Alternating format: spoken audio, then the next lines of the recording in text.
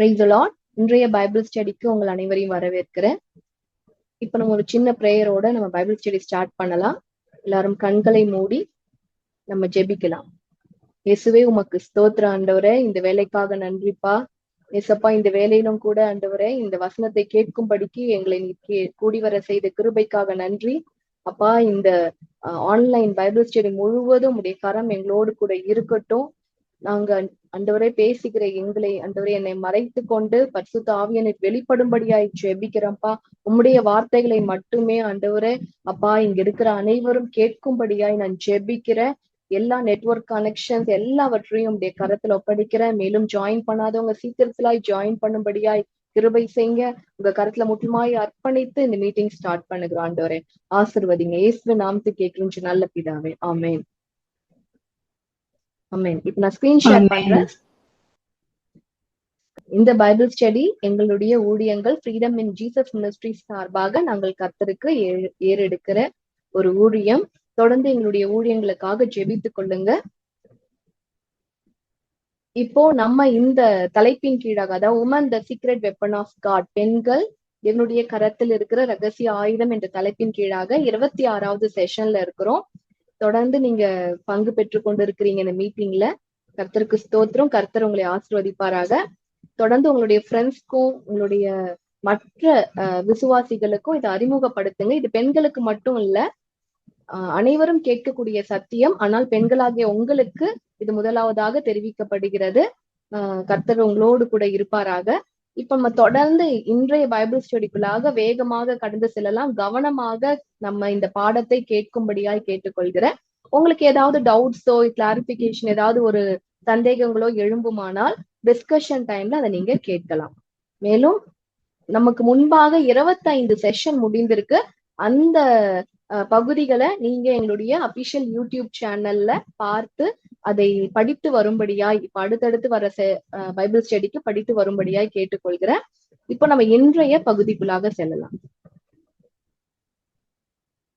இன்றைய பைபிள் ஸ்டடியின் தலைப்பு வந்து பாத்தீங்கன்னா விட்டு கொடுக்கப்பட்ட ஆளுகை. எல்லாருக்கும் ஸ்கிரீன் தெரியும்னு நினைக்கிறேன். இங்க ஒரு தடவை உங்களுக்குள்ளாக இதை படித்து பாருங்க. இது ரொம்ப ஒரு முக்கியமான சத்தியத்தை கர்த்தர் இந்த நாள்ல இந்த பைபிள் ஸ்டடி மூலமாக நம்மோடு கூட பேச போறாரு.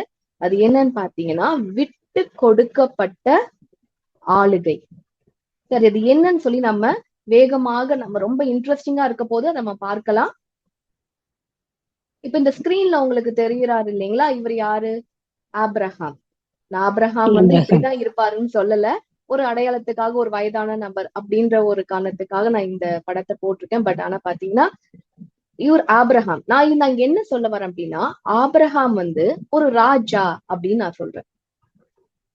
நம்ம ஆபிரகாம் விசுவாசத்தின் தந்தை, ஆண்டோர் மேல ரொம்ப விசுவாசம் வைத்தவர் அப்படின்னு சொல்லி பல வகையில் நம்ம வந்து ஆபிரகாம பற்றி வேதம் நமக்கு சொல்கிறது இல்லையா. ஆபிரகாம் ஒரு ராஜா அப்படின்னு சொல்லி வேதம் சொல்கிறதா? வேதத்துல எங்கேயா படிச்சிருக்கீங்களா? இல்ல யாராவது சொல்லி இருக்கிறாங்களா? இல்ல பவுலோ பேதுருவோ ஆபிரகாம் பத்தி பேசும்போதோ இல்ல மற்ற வேதத்தில் இருக்கிறவங்களோ யாராவது சொல்லி கேள்விப்பட்டிருக்கீங்களா ஆபிரகாம் ஒரு ராஜா அப்படின்ட்டு? எனக்கே வந்து பாத்தீங்கன்னா இந்த காரியத்தை பரிசுத்த ஆவியானவர் எனக்கு வெளிப்படுத்தும் போது எனக்கே ரொம்ப ஆச்சரியமா இருந்தது. அதை நான் உங்க கூட பரிசுத்த ஆவியானவர் என்ன காரியத்தை வெளிப்படுத்தினாரோ அதை உங்களோடு கூட நான் பகிர்ந்து கொள்ள ஆசைப்படுகிறேன். நான் இது வரைக்கும் இது போல அதாவது கேட்டதில்லை. நான் எந்த ஒரு காரியத்தையும் ஆபிரகாம் ஒரு ராஜா அப்படின்ற ஒரு காரியத்தை நான் இதுவரை எந்த இடத்துலயுமே கேட்டதில்லை. இது பரிசுத்த ஆவியானவர் வெளிப்படுத்தின ஒரு காரியமா இருக்கிறபடியால் அதை உங்களுக்கு நான் ரொம்ப தாழ்மையோடு இதை பத்தின காரியத்தை நான் சொல்ல ஆசைப்படுகிறேன். கவனமாய் கேளுங்க, அப்பதான் புரியும். வேதத்தின் அடிப்படையிலிருந்து இதை நம்ம பார்க்கலாம். இப்போ இந்த இடத்துல வந்து பாத்தீங்க அப்படின்னா சோதோம் கொமோரா இந்த இந்த பகுதிகளை தெரியுமா உங்களுக்கு? சோதோம் கொமோரா பைபிள்ல வாசிச்சிருக்கீங்களா? யாருக்கா தெரிந்தது அப்படின்னா அன்மியூட் பண்ணிட்டு எனக்கு தெரியும், தெரியாது, கேள்விப்பட்டதில்லை அப்படின்னு ஏதாவது சொல்லலாம். ஸோ நீங்க தொடர்புல எங்களுக்கு கூட இருக்கிறீங்கிறத அறிந்து கொள்ள முடியும். சோதோம் கொமோரா அப்படின்றது ஒரு பண்டைய கால ஒரு பெரிய நகரம். இந்த நகரத்தை பத்தி பைபிள்ல வேதத்துல சொல்லப்பட்டிருக்கு. இது எப்படிப்பட்ட ஒரு பகுதி அப்படின்னு பாத்தீங்கன்னா, கர்த்தர் ஏதேன் தோட்டத்தை உருவாக்குனார் இல்லையா, அது எவ்வளவு ஒரு செழிப்பாவும் அழகாவும் இருந்தது. அதே போல ஏதேன் தோட்டத்தை போல கர்த்தர் உருவாக்குன ஏதேன் போல இருந்த ஒரு பகுதி தான் இந்த சோதம் கொமோரா அப்படின்ற பகுதி அப்படின்னு சொல்லி வேதத்துல ஆதியாகமத்துல நமக்கு தெளிவாக சொல்லப்படுகிறது. அவ்வளோ செழிப்பான ஒரு பகுதி, ஆசிர்வாதம் நிறைந்த ஒரு பகுதி. ஆனா இந்த பகுதி தேவனால அழிக்கப்பட்டது. என்ன செய்யப்பட்டதா? அழிக்கப்பட்டுருச்சு, முழுமையாக அழிக்கப்பட்டுருச்சு. இப்போ இன்று வரை அந்த பகுதி இருந்த இடம் நமக்கு பூமியில இருக்கு. அந்த இடத்துல ஒரு புல்லு கூட முளைக்காது. அந்த இடத்துலதான் டெட் சி அப்படின்னு சொல்லப்படுகிற சவக்கடல் அப்படின்னு சொல்லுவாங்க. அந்த இடத்துலதான், அங்க அந்த சவக்கடல்ல ஒரு மீன் கூட இருக்காதான். அந்த உப்பை வந்து அதுல இருக்க அளவுல இருக்க உப்பு வந்து உலகத்துல எந்த கடல் பகுதியிலும் அவ்வளவு உப்பு இருக்காதான். அந்த இடத்துல பாத்தீங்கன்னா அந்த சவக்கடல்ல நம்ம போய் நம்ம தண்ணியில முழுகணும்னா முழுக மாட்டோம், அப்படியே மிதந்துகிட்டே இருப்போம். அந்த அளவுக்கு உப்பு. எந்த ஒரு ஜீவன்களும் அந்த இடத்துல வாழ முடியாது. அதுக்கு அப்படியே ஒட்டின மாதிரிதான் இந்த சொதம் குமரா இருக்கு. அந்த இடத்துலயும் எந்த ஒரு உயிரினங்களும் வாழ்வதற்கு தகுதி இல்லாத இடம் என்று அறிவிக்கப்பட்டுள்ளது. இன்றும் அந்த இடம் இருக்கு. இஸ்ரேல் போறவங்க வந்து பாத்தீங்கன்னா அந்த இடத்த போய் பார்த்துட்டு வரலாம்.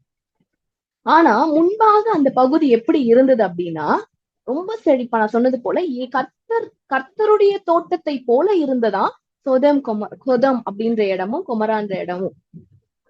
சரி, இந்த காரியங்கள்லாம் நடப்பதற்கு முன்பாக இந்த சோதோம் குமரா அது சார்ந்த பல பகுதியில இருந்து பாத்தீங்க அப்படின்னா ஒரு யுத்தம் நடந்துச்சு. இந்த யுத்தத்தை பத்தி நம்ம ஆதியாகமம் 14ஆம் அதிகாரத்துல நம்ம பார்க்க முடியும்.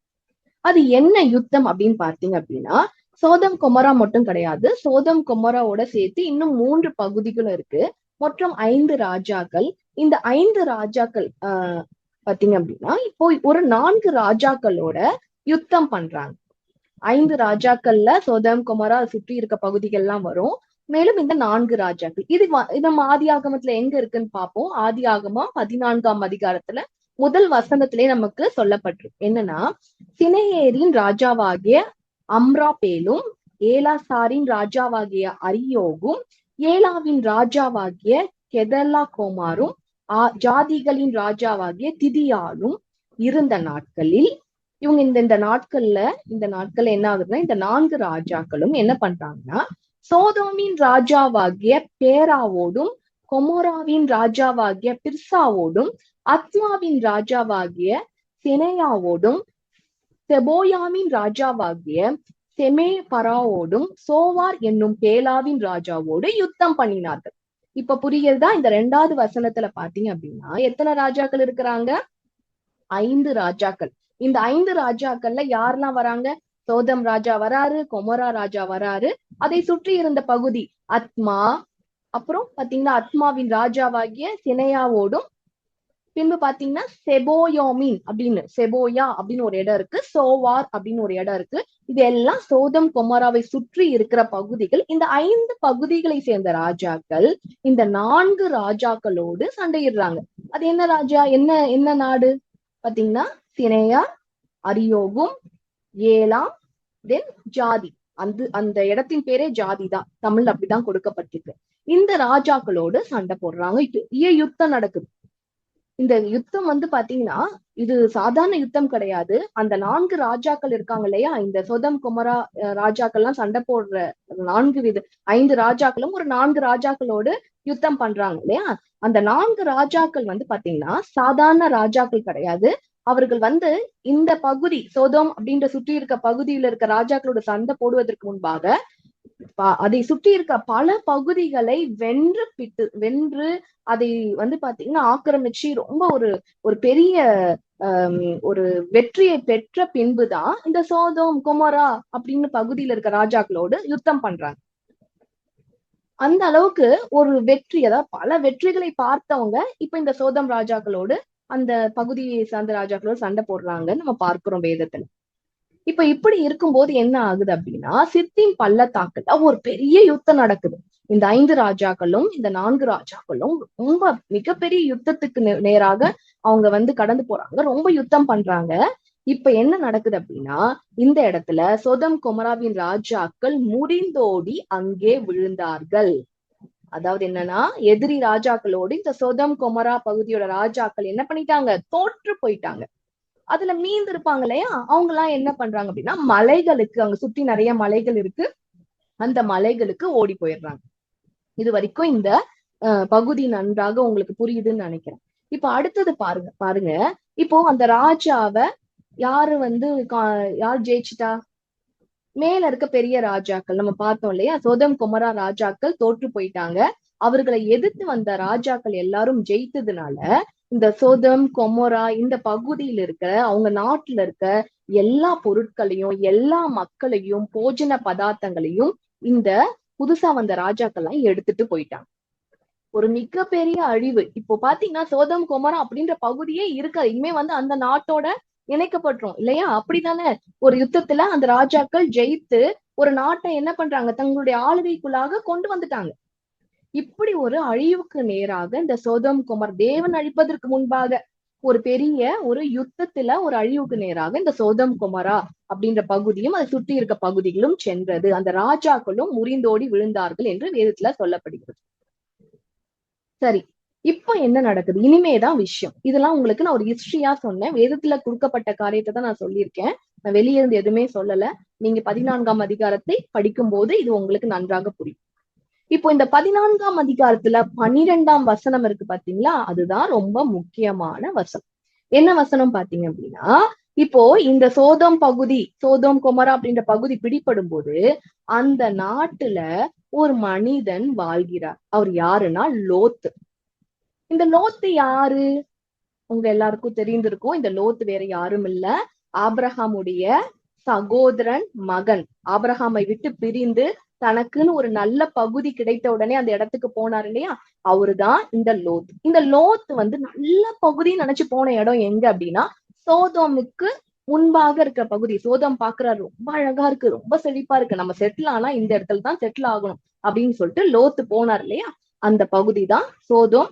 முன்பாக சோதமுக்கு வெளியே இருந்த லோத்து கொஞ்சம் கொஞ்சமாக சோதம்குள்ளேயே போயிடுறார். அங்கே செட்டில் ஆகி சந்தோஷமா வாழ்ந்துட்டு இருக்காரு.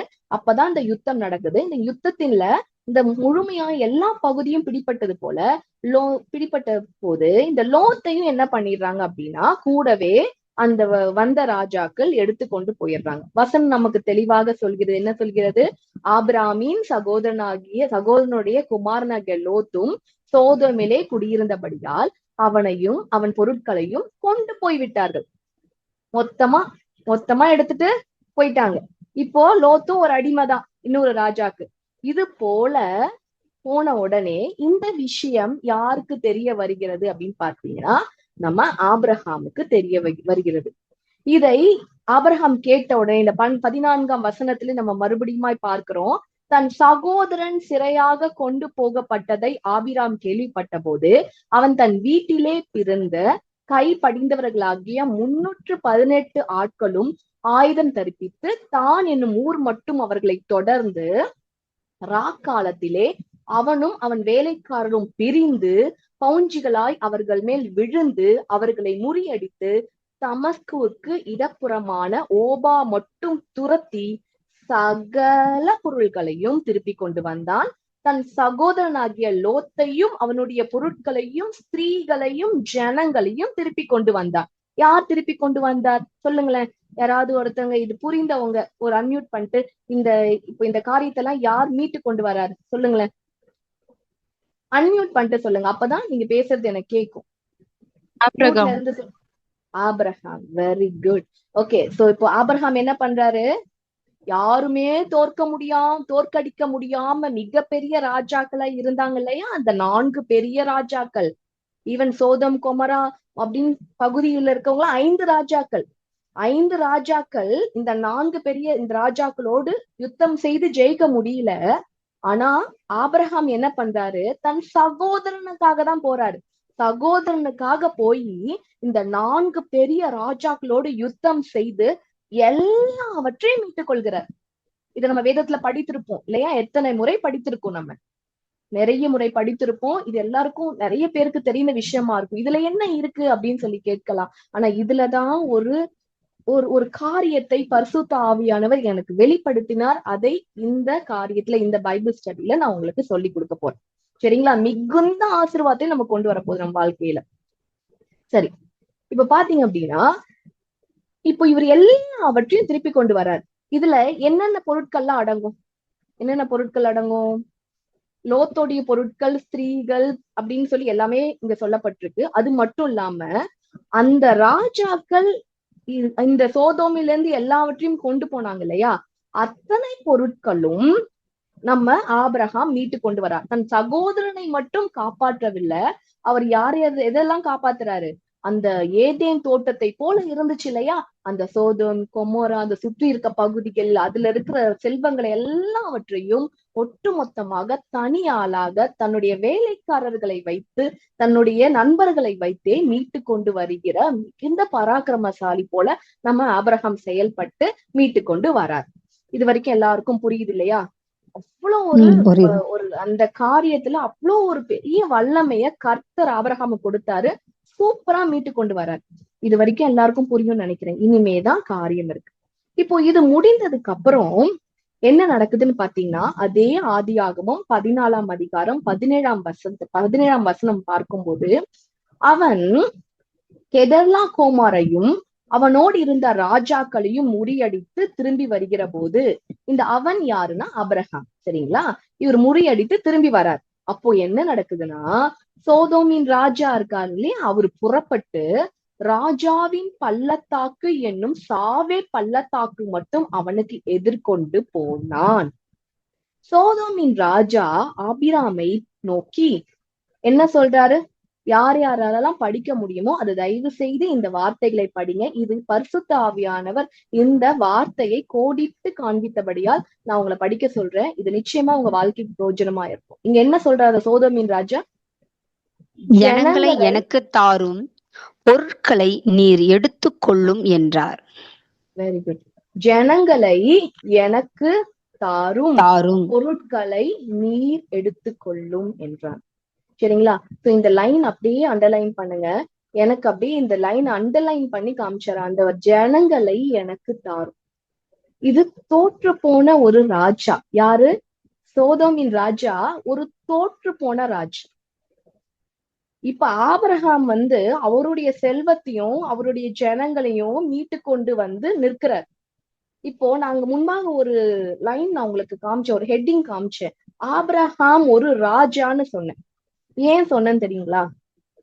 இப்போ இத்தனை ராஜாக்களை ஜெயித்து அவர்களை முறியடித்து அவங்களுடைய செல்வங்களையும் அவங்க இடத்தையும் திருப்பி கொண்டு வந்த மனுஷன் ராஜாவா இல்லையா? ஒரு யுத்தம் நடக்குது, 2 தேசத்துக்கு நடுவுல யுத்தம் நடக்குது. அதுல மூன்றாவதாக ஒரு தேசம் முழுமையாக பிடிபட்டுச்சு. அந்த முழுமையாக பிடிப்பட்ட தேசத்துக்கு உதவியாக இன்னொருத்தர் என்ன பண்றாருன்னா, யுத்தம் பண்ணி முழுமையாக எல்லாரையுமே ஜெயிச்சிடுறாரு. ஜெயிச்சுட்டு இப்ப எல்லா பாவமும் யார்கிட்ட இருக்கு? ஜெயிச்ச அந்த நபர்கிட்ட இருக்கு. அப்ப அந்த நபர் அவருக்கு எப்படி என்ன சொந்தமாகும்? அவர் ஜெயிச்ச அத்தனையும் சொந்தமாகுமா? ஆகாதா? சொந்தமாகும். நிச்சயமா. அதுதானே நம்மளுடைய உலக நீதி. அதுதானே, ஜெயிச்சவனுக்கு தான் அது சொந்தமாகும். அப்படிதான் அந்த கெதர்லாமா அப்படின்ற கெதர்லா கோமர் அப்படின்னு சொல்ற அந்த ராஜாவும் என்ன பண்ணிருக்கிறாரு? எல்லாத்தையும் தனக்குரியதை ஆக்கி கொண்டு வருகிறாரு. இந்த சண்டை போட வந்தார்லயே பெரிய ராஜா இவரு. இப்ப அந்த ராஜாவையே ஆபிரகாம் ஜெயிச்சிட்டார். ஜெயிச்சுட்டு ஜனங்களும் யாருக்கு சொந்தம்? ஆபிரகாமுக்கு தான் சொந்தம். பொருட்கள் யாருக்கு சொந்தம்? ஆபிரகாமுக்கு தான் சொந்தம். இப்போ அந்த ஒட்டுமொத்த பகுதியும் யாருக்கு சொந்தம்? ஆபிரகாமுக்கு சொந்தம். தெளிவாக, அதாவது மறைமுகமாக இந்த இடத்துல என்ன சொல்லப்பட்டிருக்கு அப்படின்னா, நான் விசுவாசிக்கிறது, ஆபிரகாம் இப்ப என்ன ஒரு ஸ்டேஜ்ல இருக்கிறாருன்னா, ராஜா அப்படின்ற ஒரு ஸ்டேஜ்ல. ஏன்னா இன்னொரு ராஜா கெஞ்சுறாரு. சோதோமுடைய ராஜா, அந்த நாட்டுடைய ராஜா ஆபிரகாம் கெஞ்சுறாரு. என்ன கெஞ்சுறாரு? ஜனங்களை எனக்கு தந்துருங்க, பொருட்களை கூட நீங்க எடுத்துக்கோங்க அப்படின்னு சொல்லி கெஞ்சுறாரு. சோ இந்த இடத்துல இந்த விஷயம் தெளிவாகுது. சோ இத நீங்க மைண்ட்ல நல்லா வச்சுக்கணும். இப்ப ஆபிரகாம் எந்த ரேஞ்ச்ல இருக்கிறாரு? சாதாரணமா இந்த ஒரு மனுஷன் இந்த நாடுகளை ஜெயித்தது நிமித்தம் ஒரு ராஜா போல ராஜாவாய் இருக்கிறாரு.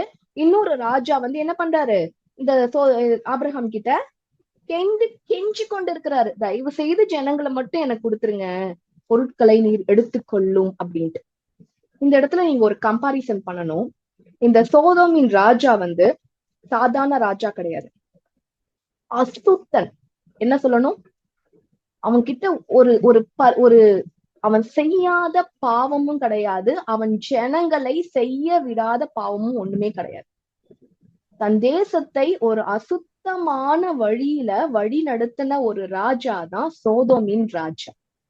அந்த தேசத்துல இருக்க அநியாயத்தை பார்க்க முடியாம தான் அந்த தேசத்தையே முதலாவது தண்ணீரால பூமிய தேவன் அழித்தார் அல்லவா, பூமி முழுவதும் அசுத்தமா இருக்கு அப்படின்ட்டு.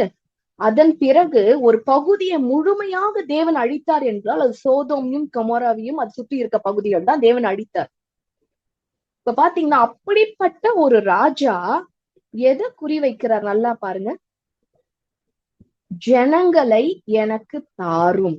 அப்போ அந்த ஜனங்கள் அப்படின்ற ஒரு விஷயத்த ஒரு ஒரு அசுத்தமான ஒரு ராஜா எப்படி ஒரு முக்கியமான ஒரு காரியமாய் பார்க்கிறார்.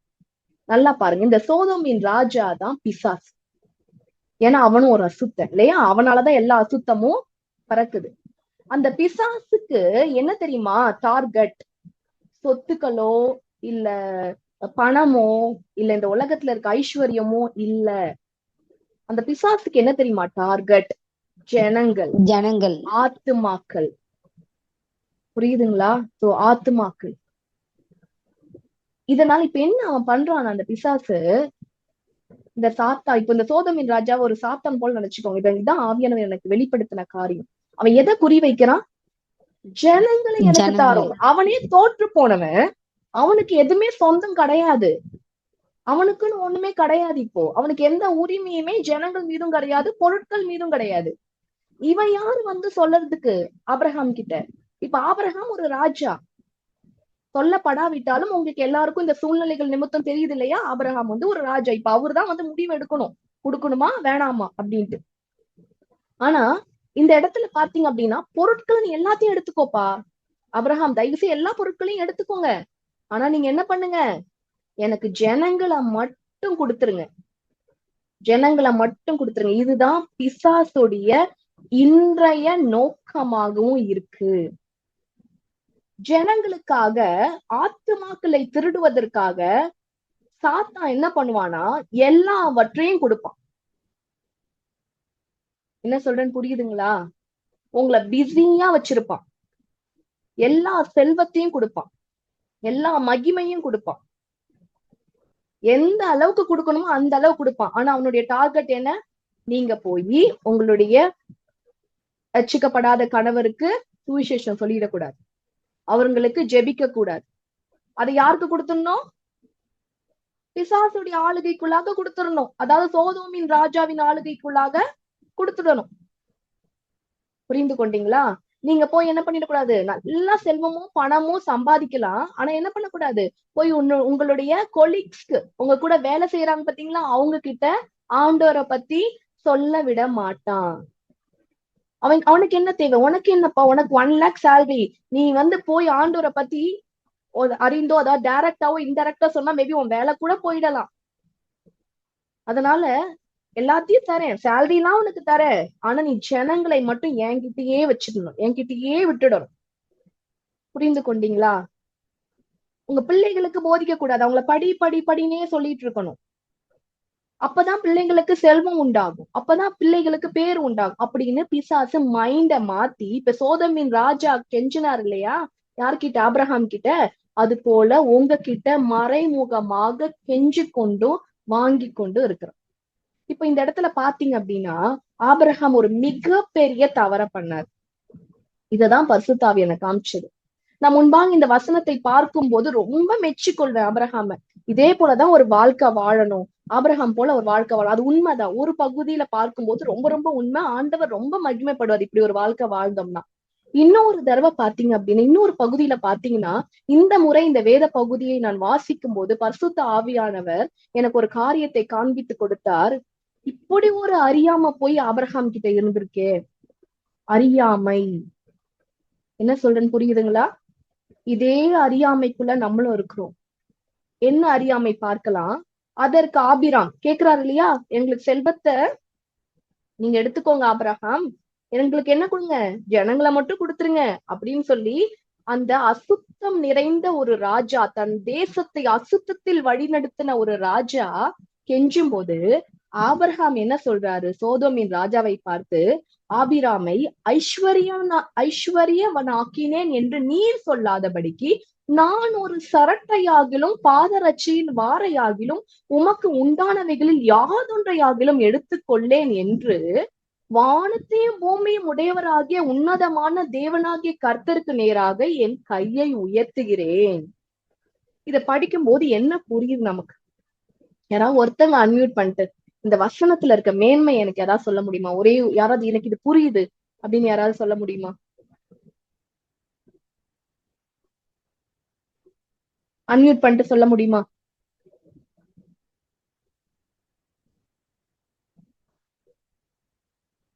சரி, நானே சொல்றேன். பாத்தீங்க அப்படின்னா இந்த இடத்துல ஆபிரகாம ஐஸ்வர்யனாக்கின நீ சொல்லக்கூடாது சோதோமின் ராஜா, அதனால உன் பொருட்களை நான் என்ன பண்ண மாட்டேன், எடுத்துக்க மாட்டேன். எனக்கு என்னது, வானத்தையும் பூமியும் உண்டாக்கின கர்த்தர் என்னை ஆசிர்வதிப்பேன்னு சொல்லி இருக்கிறாரு, அவருக்கு நேராக என் கையை உயர்த்துகிறேன். இந்த வசனத்தை பார்க்கும்போது நம் எல்லாருக்கும் என்ன புரியும், இல்ல எனக்கு தனிப்பட்ட முறை என்ன புரியும் முன்பாக புரிந்தது என்றால், ஆபிரகாம் மாதிரி வாழணும், எல்லாவற்றும் கர்த்தரை நோக்கி பார்க்கணும், எந்த ஒரு இதையும் இந்த மனுஷன் என்னை உயர்த்தனான்னு சொல்லக்கூடாது. இப்படிதான் உண்மையாகவே எனக்கு புரிந்திருந்த காரியம். ஆனா ஆவியானவர் வெளிப்படுத்தினாரு, அட முட்டாளே, பொருளும் ஆபிரகாமோடதுதான், ஜனங்களும் ஆபிரகாமோடதுதான். ஏன்னா அவன் தான் ஜெயிச்சு கொண்டு வந்தான், அவன் பார்த்துதான் சோதோமின் ராஜாக்கு கொடுக்கணும். ஆனா பிசாஸ் எப்படி தந்திரமா ஆபிரகாம் கிட்ட பேசுறான் பாருங்க, அந்த சோதோமின் ராஜா எப்படி பேசுறாரு பாருங்க. என்னமோ பொருட்கள் மட்டும்தான் ஆபிரகாமுக்கு சொந்த மாதிரி, அதாவது ரெண்டுத்துல ஜனங்களை கொடுத்துருங்க, நான் உங்களுக்கு பொருட்களை தரேன், நீ யாரு பொருட்களை தரத்துக்கு? ரெண்டுமே இப்ப யாருக்கு சொந்தம்? ஆபிரகாமுக்கு தான் சொந்தம். இப்ப இந்த இடத்துல ஆபிரகாமோட அறியாமைன்னு நான் சொல்ற காரியம் என்னன்னா, நான் சொல்றேன், இது தவறா புரிந்து கொள்ள வேண்டாம். ஏன்னா என்னுடைய ஜனங்கள் தங்களுடைய அறியாமையினால சங்காரம் ஆகுறாங்கன்னு வேதத்துல சொல்லப்பட்டிருக்கு. அவர் நீதிமானா இருந்தாலும் ஒரு சில காரியங்கள்ல தவறினார் என்பதை நாம் பார்க்க முடியும். ஆனா ஆபிரகாமை சிநேகிதன் என்று தேவன் அழைக்கிறாரு. இந்த இடத்துல எனக்கு ஆவியானவர் காமிச்சு கொடுத்த காரியம் என்ன தெரியுமா? ரெண்டுமே ஆபிரகாமோடதுதான், ஜனங்களும் ஆபிரகாமோடதுதான், செல்வமும் ஆபிரகாமோடதுதான். இப்ப என்ன சொல்லியிருக்கணும் தெரியுமா? இந்த இடத்துல ஆபிரகாம் இந்த அறிவுல இருந்திருந்தாருன்னா என்ன சொல்லியிருக்கணும்னா, ஏய் சோதோமின் ராஜாவே, உனக்கு யாரு இந்த ரைட்ஸ கொடுத்தது? ரெண்டுமே எனக்கு சொந்தம், நான் பார்த்து உனக்கு கொடுக்கணும், இல்லைன்னா உனக்கு கொடுக்காமலும் போகலாம். ஏன்னா அத்தனையும் யாருக்கு சொந்தம்? எனக்கு சொந்தம். தேவன் எனக்கு கொடுத்த வல்லமை நிமித்தம் நான் மீட்டு கொண்டு வந்தேன், நீ யாருப்பா நடுவுல கேக்குறது அப்படின்னு சொல்லியிருக்கணும். அப்படின்னு சொல்லாம ரொம்ப, அதாவது ஒரு சில நேரங்கள்ல நம்ம அந்த அறியாமை நிமித்தம் நம்ம சரியா செய்யறது போல இந்த இடத்துல இந்த வார்த்தைகள்லாம் பாருங்க, தேவனைதான் உயர்த்துறாரு. உண்மைதான், வானத்தையும் பூமியும் உடையவராகிய உன்னதமான தேவனாகிய கர்த்தருக்கு நேராக என் கையை உயர்த்துகிறேன்னு உண்மைதான். இப்ப இந்த ஜெயத்தை கொடுத்தது யாரு? கர்த்தர் தானே கொடுத்தாரு. யாரும் ஜெயிக்க முடியாத ராஜாக்களை ஜெயிக்க வைத்தது யாரு? கர்த்தர் தானே கொடுத்தாரு. இப்படி ஜெயிச்சுதானே இஸ்ரவேல் ஜனங்கள் எகிப்திலிருந்து வெளியே அத்தனை கானானியர்களை ஜெயித்து தங்களுக்கு எல்லாவற்றையும் சொந்தமாக மாற்றினாங்க. இங்க சொல்லப்பட்ட யுத்தம் பாத்தீங்கன்னா வேதத்திலே முதல் முறையாக சொல்லப்பட்ட, பகிரங்கமாக சொல்லப்பட்ட ஒரு யுத்தம் இது. ஆனா இந்த அறியாமை பாருங்க, ஆபிரகாமுக்குள்ள இருந்தது. எல்லாமே அவருக்கு தான் சொந்தம். ஆனா என்னது, அவருக்கு தெரியல. தெரியாம என்ன சொல்றாரு, வாலிபர் சாப்பிட்டது போக என்னுடைய மத்த ஃப்ரெண்ட்ஸ் எல்லாம் இருக்காங்கல்ல, ஆனேர், எஸ்கோல், மம்ரே என்னும் புருஷனுடைய பங்குகள் மாத்திரமே வர வேண்டும், இவர்கள் தங்கள் பங்கை எடுத்துக்கொள்ளட்டும். அப்ப புரியுதா? பங்கு எல்லாம் இருக்கு, ஆனா நான் பங்கு எடுத்துக்க மாட்டேன். நான் சொல்றேனே பாருங்களேன், அதிகாரம் ஆண்டருடைய பிள்ளைகளின் கரத்துல இருக்கணும், அதிகாரம் நீதிமானின் கரத்தில் இருக்கணும், ராஜாவா இருக்கிறவன் நீதிமானா இருக்கணும். உண்மையாவே சொல்றேன், இந்த அதிகாரத்தையும் இந்த ஆளுகையும் ஆபிரகாம் தன்னுடைய அறியாமை நிமித்தம் விட்டு கொடுத்தாரு நான் சொல்றேன். ஆக்சுவலா அதை மட்டும் விட்டு கொடுக்காம இருந்திருந்தாரு அப்படின்னா சோதோமும் கோமோராவும் அழிக்கப்பட்டிருக்காது. இப்போ ஒரு சோதோம் அசுத்தமான ஒரு ராஜா கையிலிருந்து பரிசுத்தவானாக நீதிமானாக அழைக்கப்பட்ட ஆபிரகாமின் கைக்குள்ளாக ஒரு காரியம் போயிடுச்சு. அப்ப தன்னுடைய தேசமாய் ஆபிரகாம் அதை எடுத்துக்கொண்டிருந்தார் என்றால் அந்த தேசத்தை எப்படி வழி நடத்தியிருப்பார்? அந்த தேசத்துல இருக்க அசுத்தத்தை எல்லாம் நீக்கியிருப்பாரா? அங்க என்னென்னலாம் காணப்பட்டுச்சோ அந்த பாவங்கள், என்னென்ன பாவங்கள் இருந்துச்சு எல்லாமே அடுத்த பைபிள் ஸ்டடியில அவன் பார்க்கலாம். நான் டீட்டெயிலா சொல்ல எனக்கு டைம் இல்லை இந்த ஸ்டடியில. அவ்வளவு அசுத்தத்தையும் நீக்கியிருப்பாரு. ஒரு அசுத்தமான பூமி பரிசுத்தமான ராஜாவின் கைக்குள்ளாக வரும்போது அது என்னவா மாற்றப்படும்? பரிசுத்தமா மாற்றப்படும். ஒரு ராஜா எப்படியோ அப்படிதான் மக்கள், ராஜா மீறி மக்கள் நடந்துருவாங்களா? ஆனா விட்டு கொடுத்துட்டார். விட்டு கொடுக்கப்பட்ட ஆளுகை மீண்டுமாய் கர்த்தர் கொடுத்தார். இது ஒரு சான்ஸ். இது மறைக்கப்பட்ட காரியம் வேதத்துல பாத்தீங்கன்னா ஒரு சான்ஸ். இப்படிதான் நம்ம என்ன பண்றோம் தெரியுமா? நம்முடைய ஆளுகையை விட்டு கொடுக்கிறோம். ஆளுகையை விட்டு கொடுத்துட்டு என்ன பண்றோம் தெரியுமா? நம்ம மீட்டு கொண்ட நமக்கு சொந்தமா இருக்க வேண்டிய ஒரு தேசத்துக்கோ இல்ல ஒரு நபருக்கோ நமக்கு சொந்தமானவர்களுக்கோ ஒரு பிரச்சனை வரும்போது என்ன பண்றோம் தெரியுமா? இப்படிதான் ஆபிரகாம் போல போய் கர்த்தருக்கு முன்பாக நின்று கொண்டு, ஆபிரகாம் ஆதியாகமம் 18ஆம் அதிகாரத்துல பாருங்க, இப்போ பாவம் பெருகிடுச்சு சோதோம் கொமோராவுல. ஏன்னா மீண்டுமாய் சோதோமின் ராஜாக்கு கிட்ட அந்த பகுதி போயிட்டதுனால விட்டு கொடுத்துட்டாரு ஆபிரகாம். அதான் மறைக்கப்பட்டிருந்தது. விட்டு கொடுத்துட்டாரு. இந்த விட்டு கொடுத்ததுனால இன்னும் மோசமா போயிட்டாரு அந்த ராஜா. போயிட்டு என்ன ஆச்சு அப்படின்னா அசுத்தமான பூமியாக அந்த சோதம் கொமரா சுற்றி இருந்த பகுதிகள்லாம் மாறிச்சு. தேவனால தாங்க முடியல அங்க இருக்க பாவத்தை. அதனால அவரே இறங்கி அந்த தேசத்தை அழிக்கிறதுக்கு வந்துட்டார். அழிக்கிறதுக்கு முன்னாடி நம்ம ஆபிரகாம் தான் தேவனுடைய ஃப்ரெண்ட் ஆச்சே, சிநேகிதன் அல்லவா? உடனே ஆபிரகாம் கிட்ட சொல்றாரு, ஆபிரகாம் நான் உங்ககிட்ட என்னப்பா மறைக்க முடியும்? நான் உங்ககிட்ட என் ஃப்ரெண்ட் பாணி, உங்ககிட்ட எதுவும் நான் மறைக்க முடியாது. அதனால நான் உங்ககிட்ட ஒரு விஷயத்த சொல்றேன்.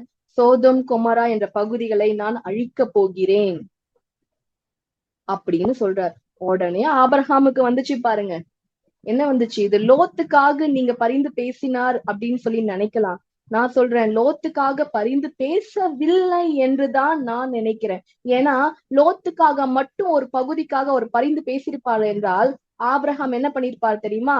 லோத்துடைய மனைவி, அவருடைய 2 பெண்கள், இவங்களை 4 நீதிமான்கள் நிமித்தம் இந்த தேசத்தை அழிப்பீரான்னு கேட்டிருப்பார். ஆபிரகாம் கர்த்தருக்கு முன்பாக நின்று என்ன கேட்கிறார் பாருங்க.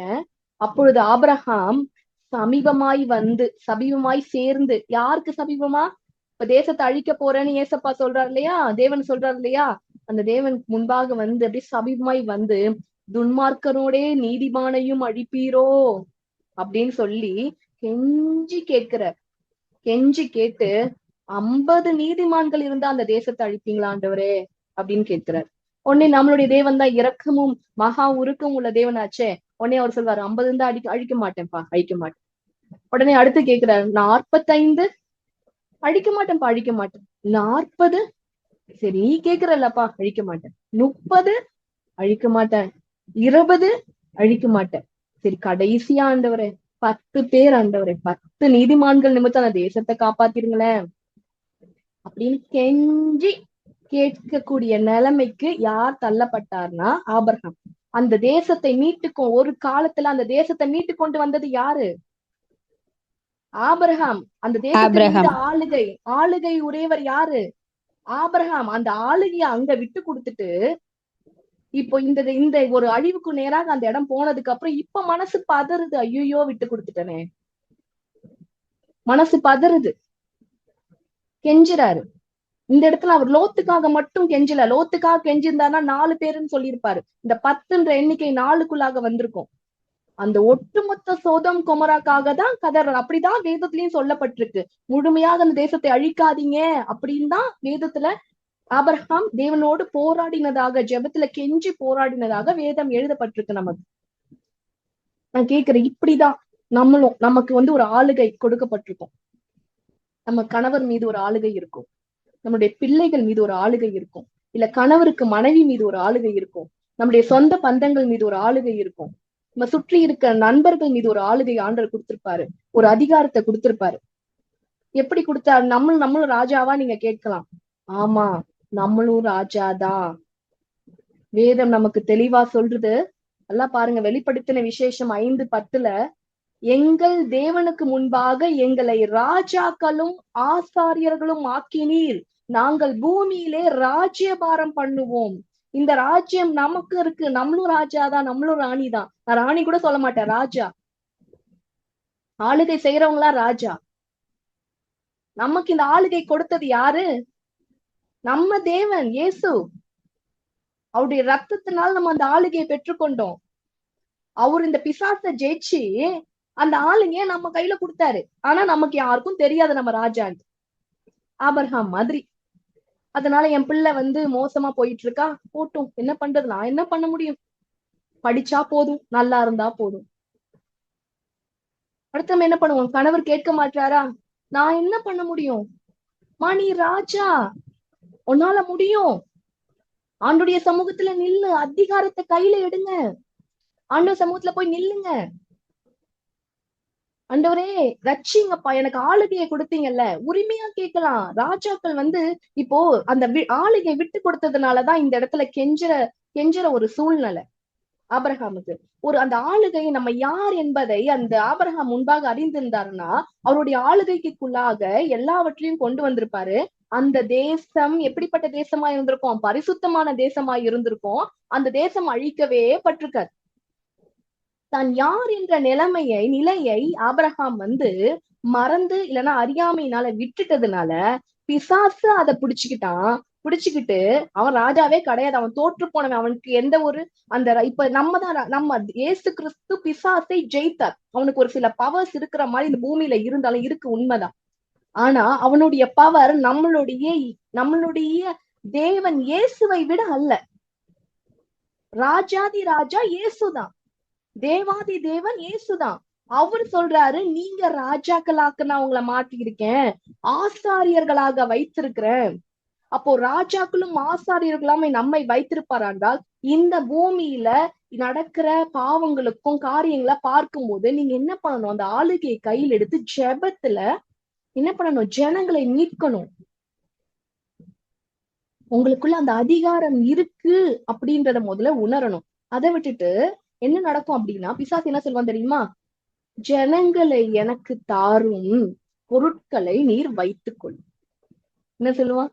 நீ வேலை செய், நீ சம்பாதி. அதுக்காக நீங்க வேலை செய்யுங்க, சம்பாதிக்காதீங்க சொல்ல. அதை ப்ரையாரிட்டைஸ் பண்ணுவான். என்ன பண்ணுவான்? நீ சம்பாதி, உன் வாழ்க்கைய பாரு, சொத்து சேரு, இதெல்லாம் தேவைதான். ஆனா அதுதான் நம்மளுடைய வாழ்க்கையாவே மாறிடும். நம்ம வாழ்க்கையின் நோக்கமாகவே அதான் மாறிடும். கடைசியில என்ன ஆயிடும்னா, ஒரு பிரச்சனை வரும்போது, நம்மளுடைய பிள்ளைகளுக்காகவோ, நண்பர்களுக்காகவோ, சொந்த பந்தங்களுக்காக ஒரு பிரச்சனை வரும்போது நம்ம போய் ஆண்டவர் சமூகத்துல கெஞ்சணும். ஆண்டவரே என் பிள்ளைய காப்பாத்துங்கப்பா, இப்படி அடிப்பீங்களாப்பா, இப்படி பாவத்துக்கு நேரா போயிட்டாங்களேப்பா, இப்படி ஆயிடுச்சேப்பா, என் கணவருக்காக நான் பிரார்த்தனை பண்றேன்ப்பா, எப்பா எனக்கு என் பிள்ளைங்களை காப்பாத்து, இப்படி சொல்லி நம்மளுடைய சூழ்நிலை சுற்றி இருக்கவங்களுக்காக நம்ம கெஞ்சுற மாதிரி ஒரு சூழ்நிலை ஆகும். ஆனா நீங்க இப்ப என்ன பண்ணணும்? பிசாசுக்கு எதிர்த்து நில்லுங்கள், அப்பொழுது அவன் ஓடி போவான். நீங்க சொல்லணும், என்ன சொல்லணும்னா, ஒரு வித்தியாசமான காரியம் உங்க வீட்டுல நடக்கா, அப்ப நீங்க என்ன பண்ணணும்? ஜெபத்துல இருந்து ஆண்டவரை துதித்து அவருக்கு கீழ்ப்படிந்து என்ன சொல்லணும் அப்படின்னா, பொல்லாத பிசாசே, உனக்கு என் பிள்ளைகள் மீது அதிகாரம் கிடையாது, ஓடிப்போ. என் கணவர் மீது உனக்கு அதிகாரம் கிடையாது, ஓடிப்போ. என்னுடைய நண்பர்கள் மீது உனக்கு அதிகாரம் கிடையாது, ஓடிப்போ. ஏன்? சகல அதிகாரமும் யாருக்கு கொடுக்கப்பட்டிருக்கு? உயிர்த்தெழுந்த இயேசுவுக்கு. நமக்காக மரித்து உயிர்த்தெழுந்த இயேசுவுக்கு சகல அதிகாரமும் கொடுக்கப்பட்டிருக்கா இல்லையா? நான் மத்தேயுல வாசிக்கிறோம், அந்த வசனத்தை இப்ப பார்ப்போம். ஆனா பிசாசு என்ன சொல்லுவான்? அந்த உயிர்த்தெழுந்த இயேசு நமக்கு கொடுத்த அதிகாரத்தை உனக்கு அதிகாரம் இல்லாத மாதிரி காமிச்சு, உன்னால ஒண்ணுமே பண்ண முடியாது, ஜனங்களை எனக்கு கொடுத்துரு, பொருட்களை நீ பிஸியாரு, பொருட்களை நீ வச்சுக்கோ அப்படின்னு சொல்லுவான். அவன் விழுந்து போனவன், அவனுக்கு அதிகாரம் கிடையாது. அதிகாரம் கிடையாதுன்னா நமக்கு கொடுக்கப்பட்ட அதிகாரம் போல அவனுக்கு கிடையாது. நம்ம தேவாதி தேவன் அவருடைய ரத்தத்தினால மீட்டு நமக்கு ஒரு அதிகாரத்தை கொடுத்திருக்கிறார். அந்த அதிகாரத்தை நம்ம கிட்ட இருக்கு அப்படின்னு நம்ம தெரிஞ்சுக்கூடாது. அதான் சாத்தானுடைய தந்திரம். புரிந்து கொண்டீங்களா? அந்த அதிகாரம் என்ன? அதிகாரம் 28ல அப்பொழுது இயேசு சமீபத்தில் வந்து, இது என்ன என்ன வசனம் அப்படின்னா, அவரு மரித்து உயிர் தெழுந்து என்ன பண்ணுவார் அப்படின்னா பரலோகம் ஏறி போறார். அப்ப சொல்றார், நீங்க இதெல்லாம் பண்ணணும், நிச்சயமாய் பண்ணணும், இதான் உங்களுடைய வாழ்க்கையின் ப்ரையாரிட்டியா இருக்கணும், முக்கியமான காரியமா இருக்கணும் அப்படின்னு சொல்றாரு. என்ன சொல்றாரு? இயேசு சமீபத்தில் வந்து அவர்களை நோக்கி, வானத்திலும் பூமியிலும் சகல அதிகாரமும் எனக்கு கொடுக்கப்பட்டிருக்கு சொன்னாரா இல்லையா? சகல அதிகாரமும் எனக்கு கொடுக்கப்பட்டிருக்கு. அப்படி ராஜாதி ராஜாவாகிய தேவன் தான் என்னமா ஆக்கியிருக்கிறார்? நம்மள ராஜாக்களும் ஆசாரியர்களும் ஆக்கியிருக்கிறார். ராஜாக்கள்னா யாருன்னா அதிகாரம் உடையவர்கள், ஆளுகை செய்கிறவர்கள். ஆசாரியர்கள்னா யார் தெரியுமா? பரிந்து பேசுறவங்க, பாவ நிவர்த்தி பண்றவங்க.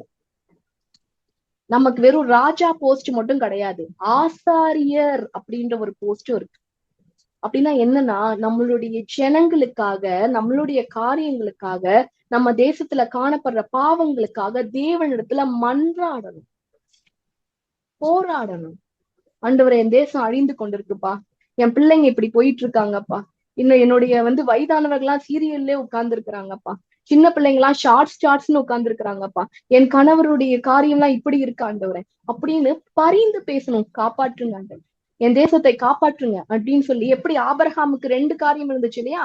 அவர் மறைமுகமாக எப்படி ராஜாவா இருந்தார், ஆனா அந்த அதிகாரத்தை எப்படி விட்டு கொடுத்தாருன்னு பார்த்தோம். அதே மாதிரி பாத்தீங்கன்னா, ஆண்டவருக்கு முன்பாக நின்று கெஞ்சுறாரு. அதான் ஒரு ஆசாரிய ஊழியம். ஆண்டவர் சமூகத்துல இருந்து ஜனங்களுக்காக அவங்க தப்பே செஞ்சிருந்தாலும் பரிதபிச்சு கெஞ்சணும். அதான் ஆசாரிய ஊழியம். பாவ மன்னிப்பு பண்ணணும்.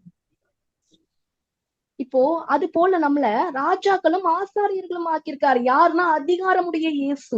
அவர் ரத்தத்தினால் நம்மளை மீட்டு அப்படி ஒரு ஆளுகையை நம்ம கையில கொடுத்திருக்கிறார். அவர் என்ன சொல்றாரு அப்படின்னா 19வது வசனத்துல, நீங்க புறப்பட்டு போய் சகல ஜாதிகளின் சீஷராக்கி பிதா குமாரன் பரிசுத்த ஆவியின் நாமத்தினாலே அவர்களுக்கு ஞானஸ்தானம் கொடுத்து, நான் உங்களுக்கு கட்டளையிட்ட யாவையும் அவர்களுக்கு கை கொள்ளும்படி அவர்களுக்கு உபதேசம் பண்ணுங்கள். இதோ உலகத்தின் முடிவு பரியந்தம் சகல நாட்களிலும் நான் உங்களுடனே கூட இருக்கிறேன் என்றார். ஒரு ராஜாதி ராஜாவே நம்மள இப்படி சொல்லிட்டாரு அப்படின்னா நம்ம எதற்கும் பயப்பட தேவையில்ல. நீங்க அழுது புலம்ப தேவையில்ல. உங்க அதிகாரத்தை கையில் எடுங்க. ஆபிரகாம் மாதிரி கடைசி நேரத்துல என் பிள்ளைக்காகவோ உங்க கணவருக்காகவோ இல்ல மற்றவர்களுக்காகவோ புலம்பாதீங்க, கெஞ்ச வேண்டாம், அந்த நாட்களுக்குள்ளாக போகாதீங்க. இப்ப என்ன பண்ணும் தெரியுமா? நீங்க போங்க, ஜெபத்துல உட்காருங்க, பேசுங்க, அதிகாரமாய் பேசுங்க. கர்த்தர் எனக்கு சகல அதிகாரத்தையும் என் கையில கொடுத்திருக்கிறார், அவர்கிட்ட இருந்து எனக்கு கொடுத்திருக்க, என்ன ராஜா வைத்திருக்கிறார். இப்ப சொல்ற சோதோமின் ராஜாவே, அசுத்தனே, நல்லா கேளு, அதிகாரம் என் கையில இருக்கு. என் பிள்ளைகள் பரிசுத்தவான்களாய் வளருவார்கள், என் பிள்ளைகளுக்கு செல்வமும் பெருகும். ஏன்னா செல்வமும் ராஜாவோடதுதான், ஜனங்களும் ராஜாவோடதுதான். அததான் கண்ணை கட்டி வச்சிருக்கிறான். புரிந்து கொண்டீங்களா? ரெண்டுமே கிடைக்கும், ரெண்டுமே பிள்ளைகளுக்கு உண்டு. பரிசுத்தமான வாழ்க்கையும் உண்டு, நீதியான வாழ்க்கையும் உண்டு. ஆபிரகாமை போல செல்வந்தனாவும் வாழ்வாங்க. இந்த கண் கட்டி வித்தெல்லாம் என்கிட்ட காட்டாத பொல்லாத பிசாசே, நான் கண் தெளிந்தவளாய் இருக்கிறேன், கண் தெளிந்தவனாய் இருக்கிறேன். என் கணவரை மாற்ற என் தேவனால கூடும். இயேசுவின் நாமத்தினால என் கணவருடைய ஆத்துமாவை நான் சுதந்திரத்துக் கொள்கிறேன். இயேசுவின் நாமத்தினால என்னுடைய பெற்றோர்களுடைய ஆத்துமாக்களை நான் சுதந்திரத்துக் கொள்கிறேன். இயேசுவின் நாமத்தினால் என் சொந்த பந்தங்களின் ஆத்துமாக்களை நான் சுதந்திரத்துக் கொள்கிறேன். இயேசுக்காக சுதந்திரத்துக் கொள்கிறேன் நீங்க சொல்லிட்டு அந்த அதிகாரத்தை கையில் எடுத்துக்கொண்டு போய் அன்பாய் அவர்களுக்கு இயேசுவை அறிவியுங்கள். போய் சொல்லுங்க, இயேசு ரொம்ப நல்லவர், இயேசு ரொம்ப நல்லவர் அப்படி நீங்க சொல்லுங்க. ஆல்ரெடி நீங்க அங்க ஒரு பிசாசை என்ன பண்ணிட்டீங்க? துரத்துட்டீங்க. எப்படி துரத்துனீங்க? ராஜாவா இருந்து துரத்துனீங்க.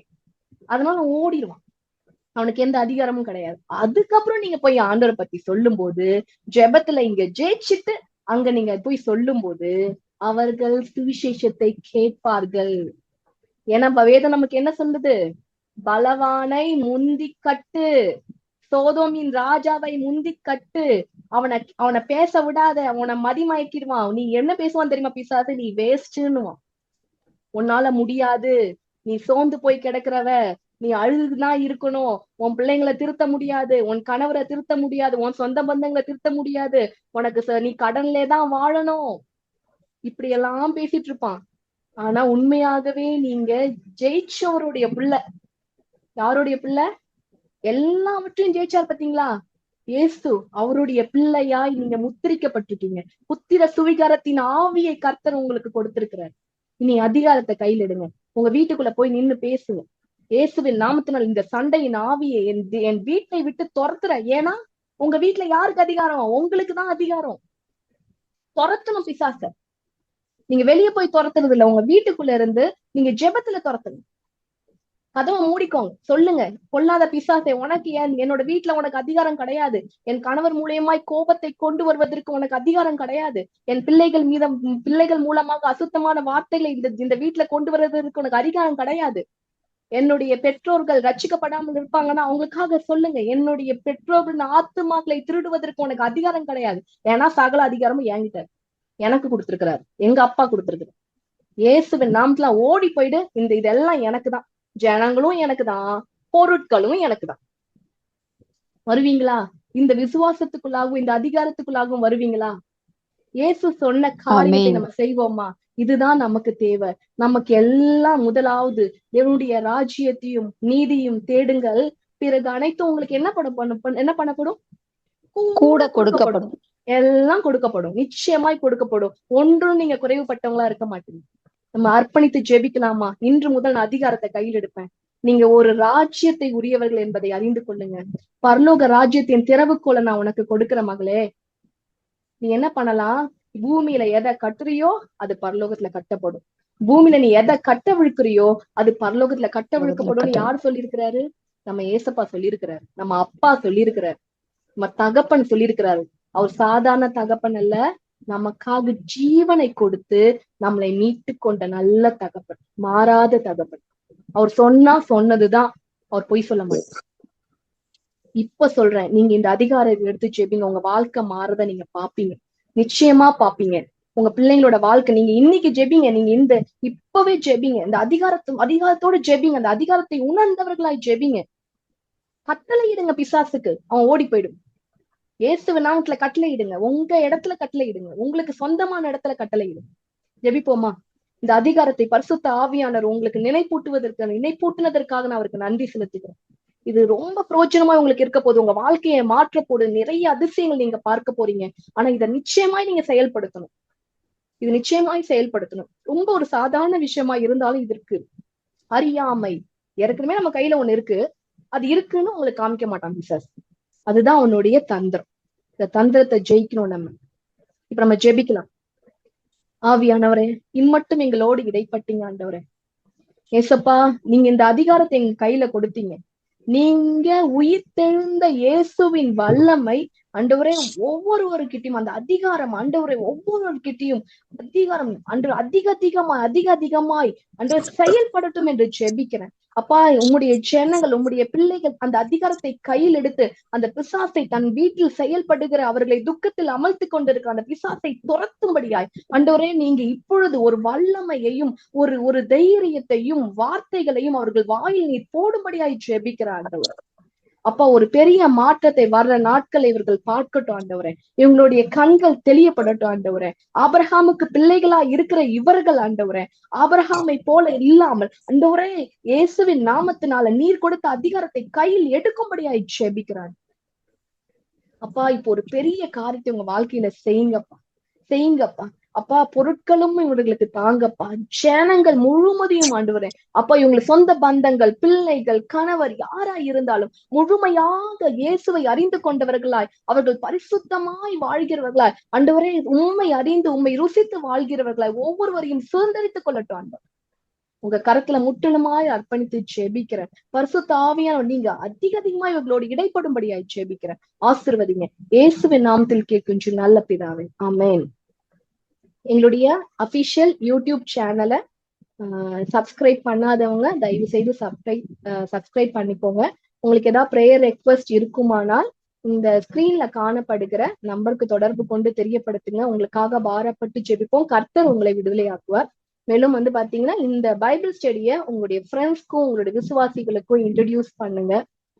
ஏன்னா இது வந்து ஒரு தனிப்பட்ட நபருக்காக ஒரு ஒரு இதுக்காக நாங்க செய்யல, நாங்களும் பண்ணணும். இதுக்கு ஆவியானவருடைய பாரத்தை தான் இந்த காரியத்துல நாங்க வெளிப்படுத்துறோம். நிச்சயமா இது பல பேருக்கு பிரயோஜனமா இருக்கும். அதை நாங்க விசுவாசிக்கிறோம். நீங்க அறிமுகப்படுத்துங்க, கர்த்தர் அத நிமித்தம் உங்களுக்கு ஒரு ஆசீர்வாதத்தை கட்டளையிடுவார். சப்ஸ்கிரைப் பண்ணாதவங்க, புதுசா நிறைய பேர் பாக்குறாங்க ஆனா சப்ஸ்கிரைப் பண்ண மாட்டாங்க.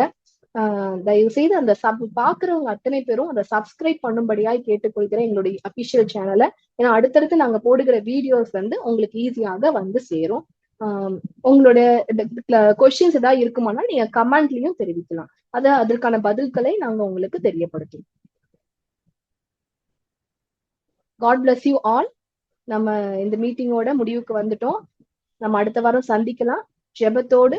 அடுத்த வாரம் இருக்கிற மீட்டிங்கும் பங்கு கொள்ளும்படியா கேட்டுக்கொள்கிறோம். Amen. God bless you all.